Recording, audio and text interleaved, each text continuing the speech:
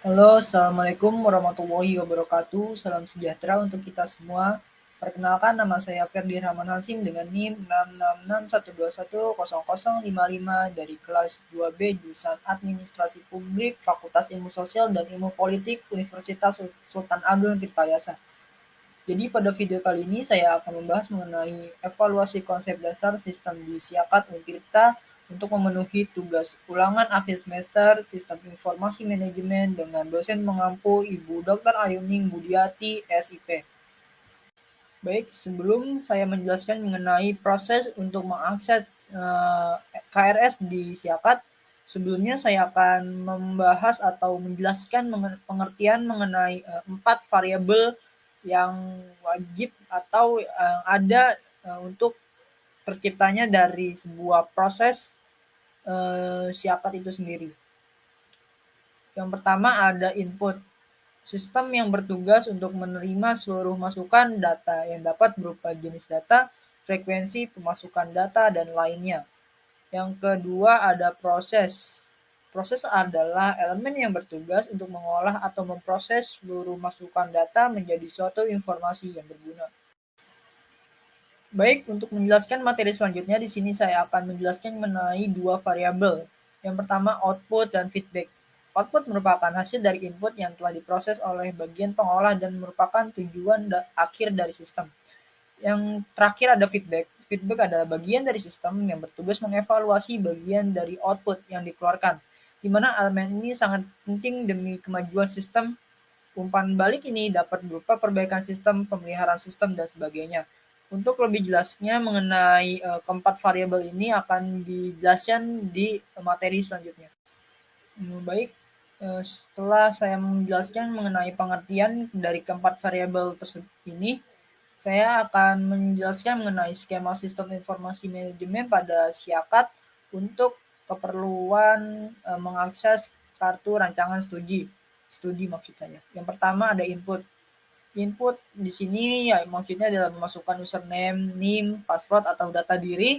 Selanjutnya setelah memasukkan data diri, dilanjutkan dengan proses. Di sini kita sebagai mahasiswa setelah login dilanjutkan untuk memilih mata kuliah yang akan diambil pada semester berikutnya. Nah, karena di semester 1 dan semester 2 di Utirta itu sudah dipaketin, jadi kita tinggal sesuaiin dengan kelas kita. Selanjutnya ada output. Output itu hasil dari pemasukan kita yang tadi input, proses, dan diakhiri dengan output. Mahasiswa dapat mengakses kartu rencana studi. Nah, setelah tadi mata kuliahnya sudah dipilih, dilanjutkan dengan KRS-nya diakhiri dengan bisa diakses oleh mahasiswa itu. Nah, yang terakhir ada feedback. Feedback ini adalah hasil dari output yang bisa dipakai kembali oleh mahasiswa. Di sini KRS dapat dicetak dan dipergunakan untuk keperluan perkuliahan.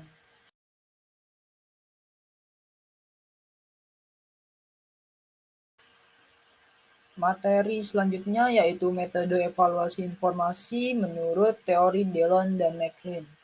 Jadi Dellon dan McLean ini mempunyai dua teori yang dibedakan pada waktu publikasinya, yaitu tahun 1992 dan 2003. Yang pertama saya akan menjelaskan mengenai teori yang 1992. Dalam teori ini pengukuran aspek tersebut dibagi ke dalam 6 kategori utama, yaitu kualitas sistem, kualitas informasi, penggunaan, kepuasan pengguna, dampak individual, dan dampak organisasional. Dimensi-dimensi tersebut saling berpengaruh sama lain seperti terlihat dari bagian di bawah ini.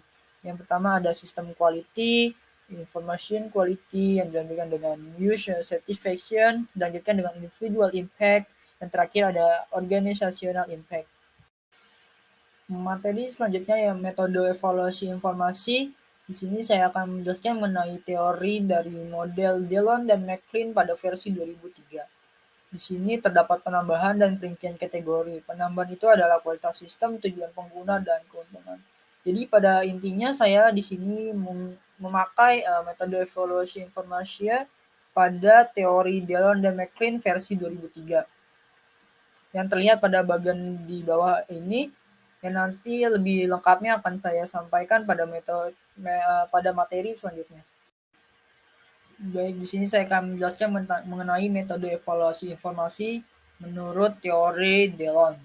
Di sini saya akan menjelaskan 4 variabel. Yang pertama ada information quality, bagaimana kualitas informasi yang diberikan atau dihasilkan oleh sistem informasi.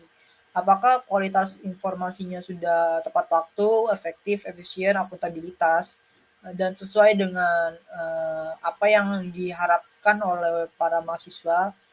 Di sini di Siakat menurut saya sudah sangat baik, tidak ada problem yang sangat berarti yang dapat mengganggu aktivitas dari perkuliahan. Selanjutnya ada sistem quality. Sistem quality adalah bagaimana suatu sistem dapat diterima dan dipergunakan dengan mudah oleh pengguna. Menurut saya sistem di Siakat ini sangat mudah diakses oleh saya sendiri, oleh mahasiswa Utikta, karena mengaksesnya sangat gampang, cuman masukin NIM dan password, langsung kita bisa masuk, bisa login, langsung cari apa yang kita butuhkan. Misalkan saya mau lihat KS, tinggal cari di menu di situ, dan tampilannya juga lumayan sangat eye-catching seperti itu. Materi selanjutnya yaitu service quality. Service quality adalah kualitas pelayanan yang diterima pengguna sistem. Nah, menurut saya kualitas pelayanan yang sudah diberikan oleh sistem Siakat sendiri sudah sangat bagus, tidak ada problem yang sangat berarti, kualitasnya sudah sangat mumpuni yang berkelas untuk jenjang perkuliahan. Selanjutnya ada net benefit atau user satisfaction. Di sini seberapa berdampaknya informasi yang telah diberikan dan tingkat kepuasan pengguna terhadap informasi yang disajikan.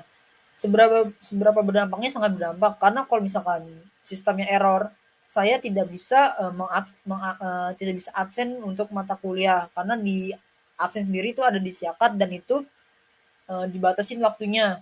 Misalkan 4 jam, kalau misalkan si sistemnya itu error sama 4 jam saya tidak bisa absen, dan itu sangat berdampak informasinya kepada saya. Nah, dan tingkat kepuasan sendiri menurut saya itu sangat baik. Misalkan saya bisa memberikan nilai 1 sampai 10, saya akan memberikan 9,5 sejauh ini. Sebagai mahasiswa semester 2 tidak ada problem yang sangat berarti atau informasi yang disajikan itu sudah sangat baik menurut saya. Tidak terasa materi sudah saya sampaikan semuanya. Saya pribadi mohon maaf atau bila saya ada salah kata atau perbuatan atau informasi yang saya sampaikan itu tidak valid atau sebagainya. Dan terima kasih untuk semua yang sudah menonton sampai akhir. Kurang lebihnya mohon maaf. Wabillahi taufiq wal hidayah. Wassalamualaikum warahmatullahi wabarakatuh. Sehat-sehat semua.